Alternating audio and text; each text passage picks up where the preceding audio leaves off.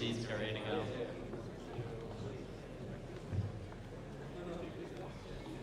All right. Thank you all for coming today. We've got a great panel of Metaverse co-founders, CEOs. My name is Eli Tan. I'm a reporter for CoinDesk with the beats of NFTs, Metaverse gaming, so I'll be moderating the panel today. It'd be great if we could, let's just go down the line here. We've got Dirk Luth, CEO of Upland, to my left.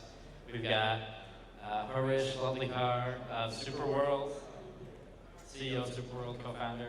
And then at the end, Matthew Nazareth from the Sandbox, CEO and one of the co-founders of the Sandbox. So I think we'll start off with a pretty tough question, which is going to be, the panel. Actually, let's start off. Everyone can go and just give a brief background and explanation of what you're doing here and your involvement in the Metaverse.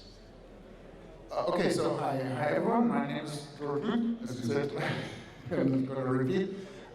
So we started Upland back in 2018. We went to open beta in 2020. Since then, it's been a lot of fun. We always say Upland is the Metaverse based on the real world, very much like Superworld. And we're currently live in 20 cities in the US, and people do play, earn, and connect in Upland. That means play, just think about, we were inspired by Monopoly. You can purchase properties, and you can earn some yield on it. You can complete collections and so on. So that's one part of it. Second one is then the earn component, so people can actually run and operate businesses in Upland. We call them Meta Ventures. And third, people can connect. So we have a huge community, of course, on Discord. They do lots of stuff around Upland and sitting together. So that's on a high level what we do in Upland. That's great. Thank you so much for the opportunity to be here. It's a pleasure to be with my amazing colleagues. My name is Rish Lalkar. I'm co-founder and CEO of Superworld. Superworld is a virtual world focused on the real world, focused on your real life, and focused on building a better world. Our mission is to empower people in their real lives, what I call live to earn, as well as how do we collectively, all of us, we call it Team Superworld, improve humanity, do positive things for the world. And in that way, what we enable people to do individually is to create, discover, and monetize anything, anywhere. We call it, a combination of Pokemon Go meets Foursquare meets Monopoly. The Pokemon Go aspect of it is, again, creating content, discovering content, and monetizing content anywhere. The Foursquare part of it is the data aspect of that, and that's really about how do you empower people in their lives and empower the world. And then the Monopoly part of it is we divided the surface of the earth into 64 billion properties. Each property is an NFT. You buy one of those NFTs, you become a stakeholder on the platform. And then collectively, again, our mission is to build together and to create together and to improve the world. Hey, hi, my name is Matthew. I'm the US CEO for the Sandbox. I'm sure most of you have heard about the Sandbox. We're one of the leading Metaverse that you can play on your PC or Mac right now. We launched season 1 in December. And season 2 is ending tomorrow, so I would invite everyone to go and download the Sandbox and play. We have up to 1,000 cents if you complete all the quests, which is about $3,000. And we are, if you don't know us, we are a 3D metaverse, a social 3D metaverse. The look and feel is called voxel or pixelated, and we've seen considerable traction from users, also from brands. We want to bring culture into the metaverse, so we're working with, we're signing deals with brands such as, Ubisoft, Gucci, Adidas, and many others coming. Great. We'll get into my tough question, which is just the aim of the panel. What can we actually do in the Metaverse? We talk so much about kind of the Metaverse, how it's going to change the future, but something I've tried to focus on with my own reporting at CoinDesk is just what are people actually doing right now in Metaverses? So, for each of you, you have your own kind of respective Metaverse, right? What's kind of like the average user experience look like, or an ideal one of kind of going into the Metaverse and whether it's working, playing, like what does that really look like? Yeah, maybe just take a step back. What does it really mean what you do in the metaverse? But I always compare it in the real world. When you think about, when you go to Disneyland, actually you have everything defined. You go there, and everything is, like the missions, what you do there, and so on. But if you go, let's say you travel to, let's say, Paris or to a city, you go there, and you don't actually know where to go. That's a little bit, what the metaverse is also about. You need to talk to people. Maybe you consult a guide, a travel guide, right? And they will show you around. And that's a little bit also how it works in the metaverse. It's a little bit up to you to find information that's not given to you, right? On the contrary, Disneyland is, once you walk through the whole park, after the day you're done, right? It's like the traditional games. Metaverse is really being open about everything. And then, let's see what you can do in the metaverse. Of course, I can speak for Upland, and what I mentioned earlier, people, as we were inspired by Monopoly, is this whole idea that you can purchase properties and you can complete a collection. Collection means you collect properties which have the same characteristics on the same street, right? So, or maybe 3 museums, right? And then you can actually go and increase a yield which you're earning on this property. So this sets in motion the whole supply and demand, and the trading between the players. And that's where people are interested in data and statistics around pricing. There's specific sites, extra sites which have been developed not by us, by our community. One is called Upland to find information about the properties. And we have other things in Upland like scavenger hunts. We have treasure hunts in Upland, and we're super excited because one of our missions is that we want to empower the entrepreneurial metaverse, the entrepreneurial economy. That means people will be able, or are already able, to run and operate shops in Upland. That means, for instance, you can go and sell our block explorers, these are little game pieces, to other players for US $. Because you can extract monetary value out of Upland by using our features, which we do in collaboration with Telia, which is a subsidiary of Second Life. But there are other things you can sell. We have a partnership with the NFL Players Association, and you can run and operate an NFL legit shop. So you can sell NFTs you've purchased, and you can maybe have your specific shop, say you're a Tom Brady fan or whatever, and go and promote that to other players. And maybe the last thing I want to mention is we just announced in South by Southwest that we're going to introduce cars. And the idea of cars is that in Upland, because we're based in the real world, you can go from A to B, let's say from San Francisco to Napa Valley, but you can also go and have your own car races in Upland. So that means you fire up in the community, racing through the streets of San Francisco. But this will also initiate a whole economy on its own. So people will be able to run and operate manufacturing plants, to create cars. They will be able to run and operate car dealerships. They will be able to rent cars to others. So that's what they do then in the metaverse, right? It's really like a parallel world, like a parallel economy. And there's no limits to creativity and inspiration you can get out of it. So I live in New York, I bought my New York apartments in Upland the other day. It's good. Did you bet something on it? Or no, I'm just kind of sitting on it right now. So very meta moment, in my apartment looking at my metaverse version of the apartments. I don't know what to think of it, but I'm excited about it. It's pretty cool. So, Rich, you want to go? Yes. A lot of people wonder, what is the metaverse? What is AR, VR? What is blockchain? What are NFTs? How can I get involved? And some of you in the audience might have these questions. And in Super World, it might sound ironic, but we're focused, as I said, on how do we impact your real life? How do we keep you in the real world?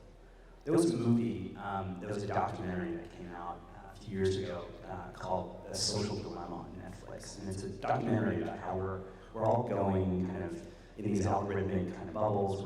We're kind of being, we're looking at our phone all day.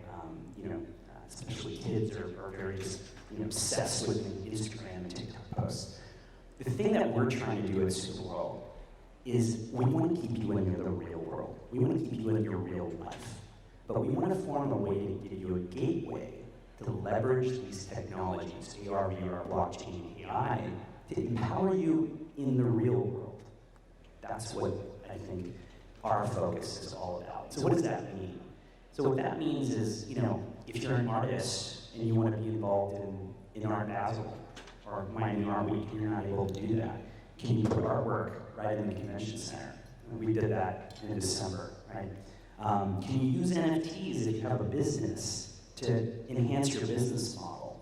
Let's say, we did an NFT drop with Custom House, which is a luxury club in New York and Miami. And they created an NFT and they said, look, anyone who buys this NFT gets a lifetime membership to Custom House. And now that's expanded kind of how they're engaging with their customers. We did a 3D yacht at the Monaco Yacht Show. 3D yacht pulled into Monaco Harbor.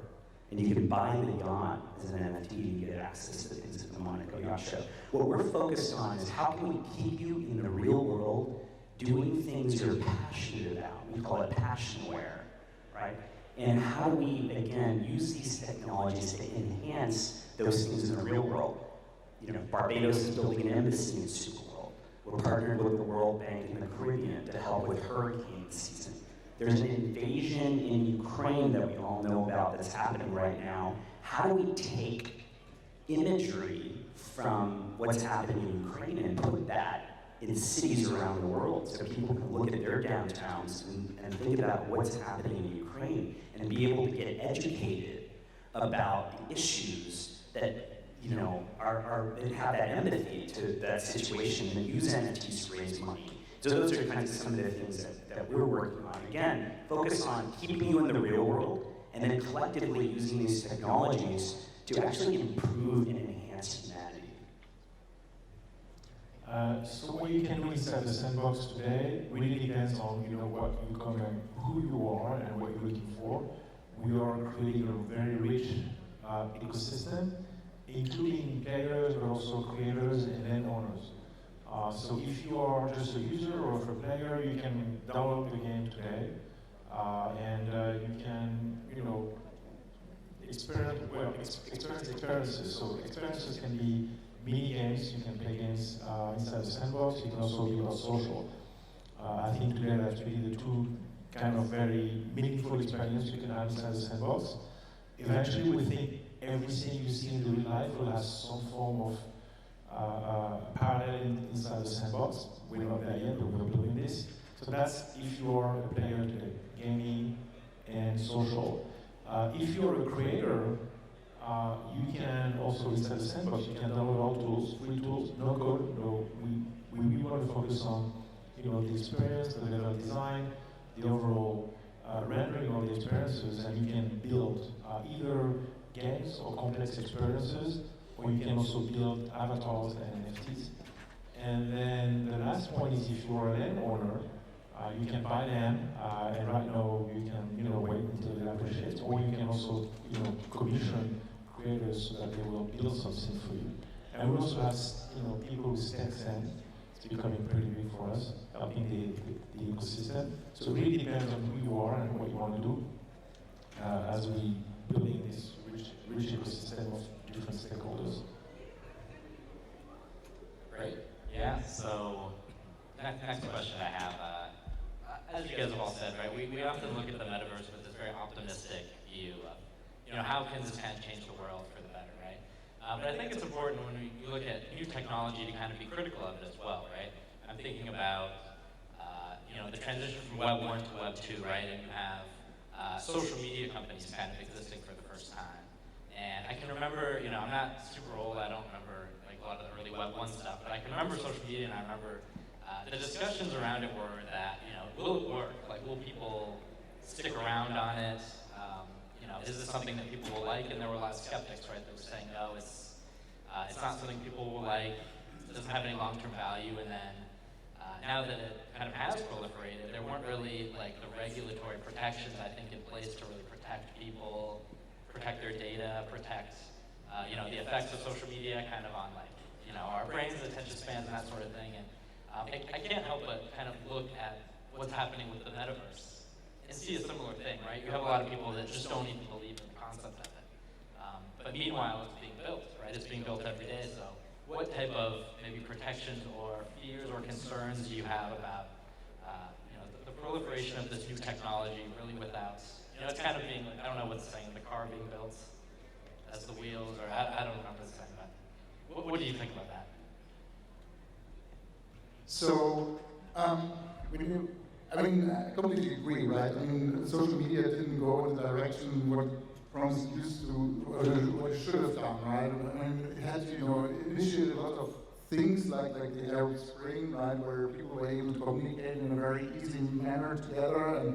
But we know, unfortunately, today social media has lots of hate in there, and and it goes certain, when you filter bubble and so on. But I think the problem with, it's my personal opinion, with social media was always because it's advertising based, right? It has to exploit the data, it has to exploit the people, and you probably heard it many times. The people are becoming the product, and that's what was problematic by itself. What is now new Web3 and with the Metaverse is actually that I think it's on the transfer of value, right? I think like the way we sit here, we are, as companies, we're not really extracting the data from our users. We're not asking how old are you, or what's your favorite hobby or something. You're not really interested in this. Most games, you have actually, you can, you have maybe an avatar that you don't know if it's a woman or a man behind it or whoever, right? Which gives a lot of advantages into itself. And of course, it's now then up to us to set maybe the right framework, and that it doesn't go and steer us in the wrong direction. One initiative, of course, is about thinking about what does it mean to have the open metaverse, right? So there's not one company owning everything or being in control of everything. Like when you think about the movie Ready Player One, where the company there was one company basically owned everything.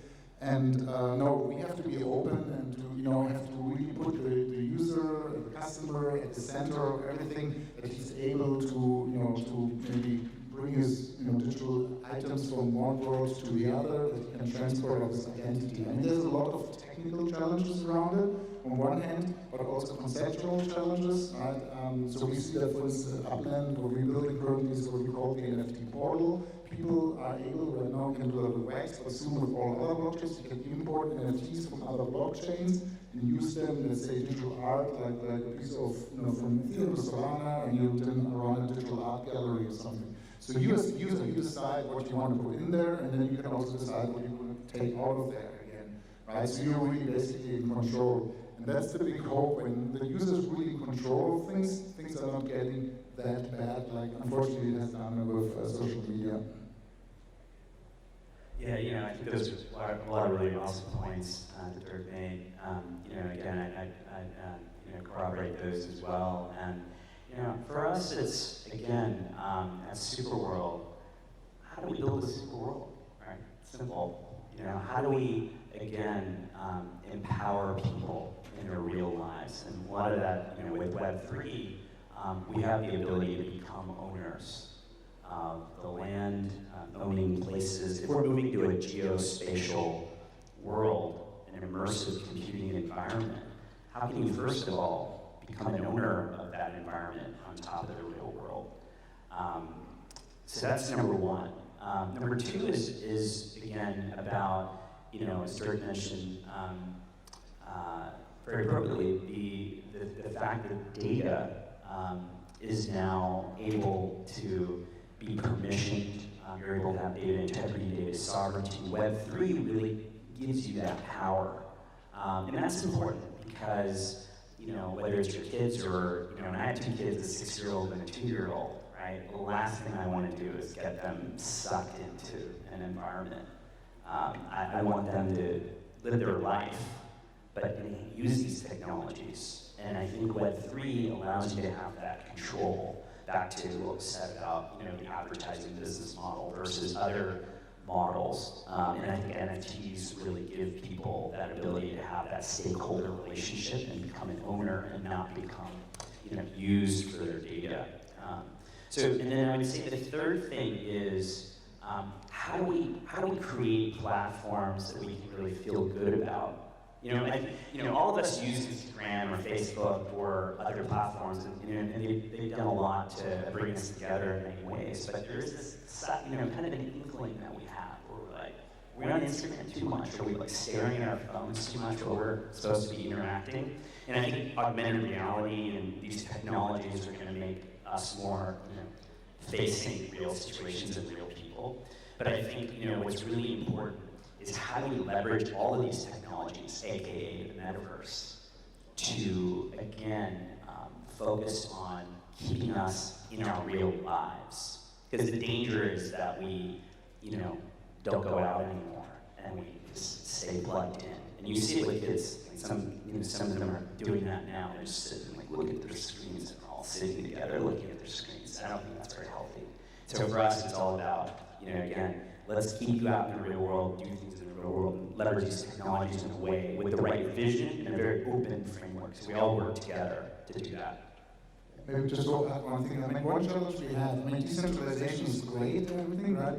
But you just said it, right? But on the other hand, you have also to protect, let's say, children, right, and kids, that nothing bad is really happening. So it's always, how far do you go as an operator, right? How far do you impose rules on something, right, without, at the sacrifice of the other proposition that people, can do whatever they want to do. So it's not that easy, right? And especially, there's no truth in absolute decentralization, no truth in absolute centralization. You always, I'm an economist, right? You always have two curves, right? We took both cost curves, right? In the middle, there's some kind of an optimum, right? That's what users should strive for, the optimum between centralization and decentralization. This is just the way things are. Yeah, but if we look back at what went wrong with Web 1 and Web 2, I think it really gave too much power to big tech companies, because they were the middleman between basically the advertisers and the users. So it became this marketplace, and the incentive was really aligned towards, having as many eyeballs as possible and try to extract value by selling data, selling advertising. And I think Web 3 is a bit different in that we are not, as you said, we're not selling data, we're not selling advertising. At the sandbox, we don't even have a business line selling advertising. It doesn't even exist today. And so what we care about is really having people engage and having people come back and enjoy the experience, and we know that the monetization is going to be a consequence of this. And we're a bit like you, we are big believers in decentralization. We're not 100% decentralized yet, but we have a foundation, for example, representing the interests of the users and the players. And if the goal is really to give more power to the creators and to the users, and be less important, way less than what the companies were in the past.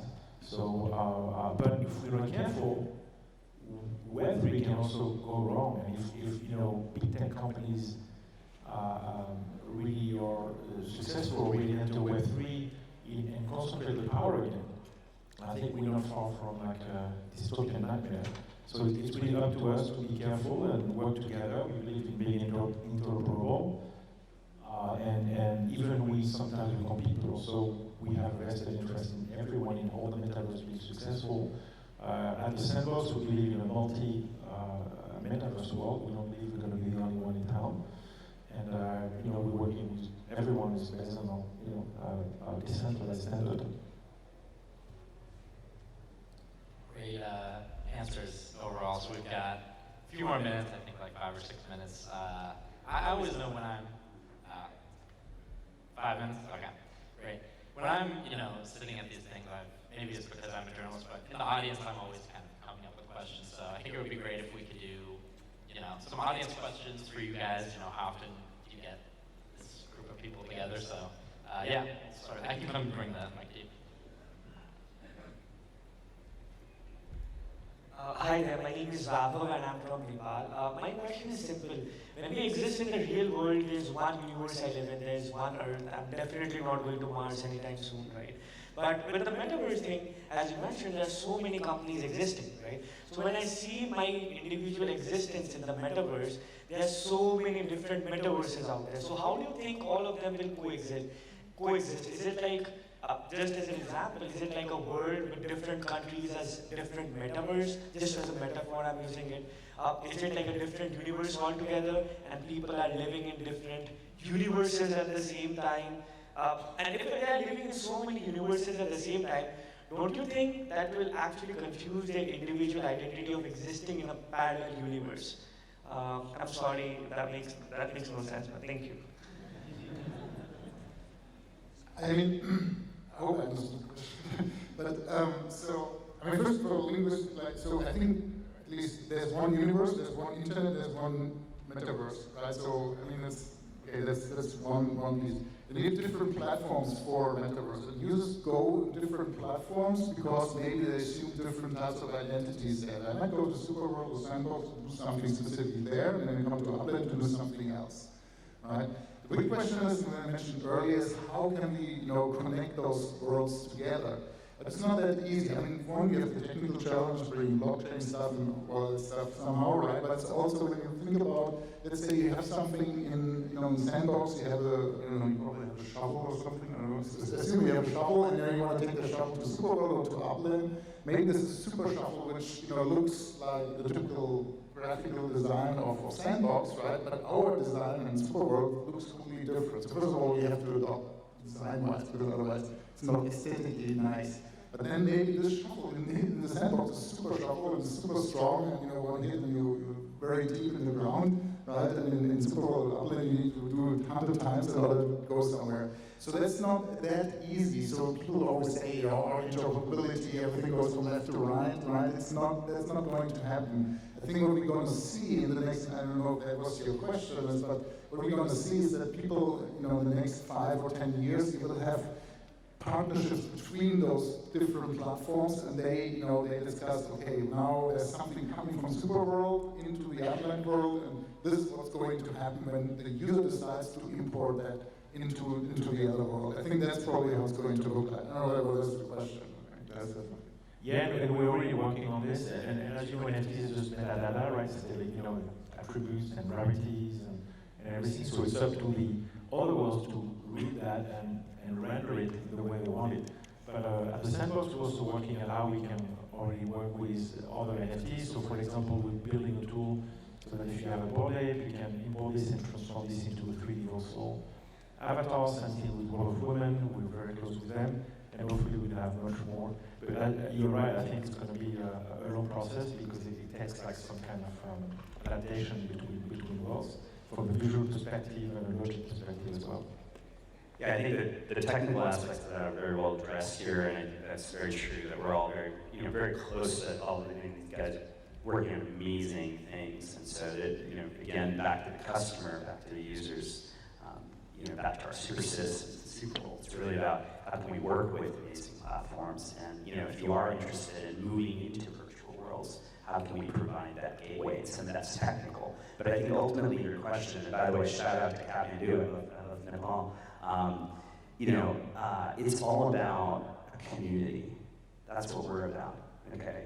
And again, all of these communities, again, in your own life, you have to think about what communities you're part of. You're probably part of many communities, right? And so, again, what we're about is about, again, bringing people together. And, again, we're about reality. We're about kind of improving the world. That's a community. That's our mission. And anyone who believes in that mission is part of the community, right? So I think, again, as both these guys said, there's different reasons you want to be in Sandbox and Upland and doing amazing things, right? And so I think as a person, you'll kind of do all of those things based on your own interests. Yeah. All right, we've got one more audience question. Hey guys, I'm Ed, and you guys are awesome. So for many of us, obviously we know ETH. I know you, Sandbox, you guys are based on ETH. So there's other blockchains like Polkadot, Cardano, Cosmos ecosystem. They're more based for interoperability. So where do you guys see that? Because ETH has a lot of problems, ETH 2.0, we don't know where that's headed. Transaction fees are crazy. So is there a blockchain that maybe you guys are looking to move forward? Are you guys like, are people looking to maybe change things in the future? Like, just curious to see kind of what you guys' thoughts on that. As an investor also, in some of these blockchains, Thank you. You're right, transaction fees are still high, and as far as Sandbox is concerned, we're migrating to Polygon soon. And our view of the multi-chain world is going to be multiple L2 chains. And if Cardano and others are already taking off in usage, we'll probably adopt them. Right now, we're very much focusing on the Ethereum ecosystem. Yeah, we're integrating with everyone, and based on customer demand and interest and wherever our customers are. We're on Ethereum. We just integrated with Polygon. We're building on Solana. Our view is that it's going to be a multi-chain world, and again, focused on how do we build what our customers want. And so wherever our customers are, that's where we want to be, and it's going to evolve. It's going to get better, and we're going to get better. That's the goal on our side. Yeah, I hope in soon, the near future, we're just not going to care about all this tribalism, which blockchain is the best, and so on. And who really cares? At the end of the day, it all depends on the users, that they have a great experience, that they find what they're looking for. And all that discussion, there was Solana and Avalanche, whatever. Next year, I'm sure there's going to be another blockchain that's going to be hyped and everyone's jumping on it. It just doesn't matter, right? And that's if you create a great experience, then you fulfill it, right? At Upland, we're super proud, right? We just in the survey of our users. We have actually 65% of our users in the survey don't own NFTs outside of Upland. That means we are able to onboard, right? Also, let's say the normies, the average people, and not just the crypto aficionados who are just following, whatever tribe is now screaming the loudest. Yeah, that's a good sentiment to end on. Doesn't matter, just build cool stuff and make it multi-chain and interoperable. Yeah, so that's all the time we have. Let's give a round of applause to our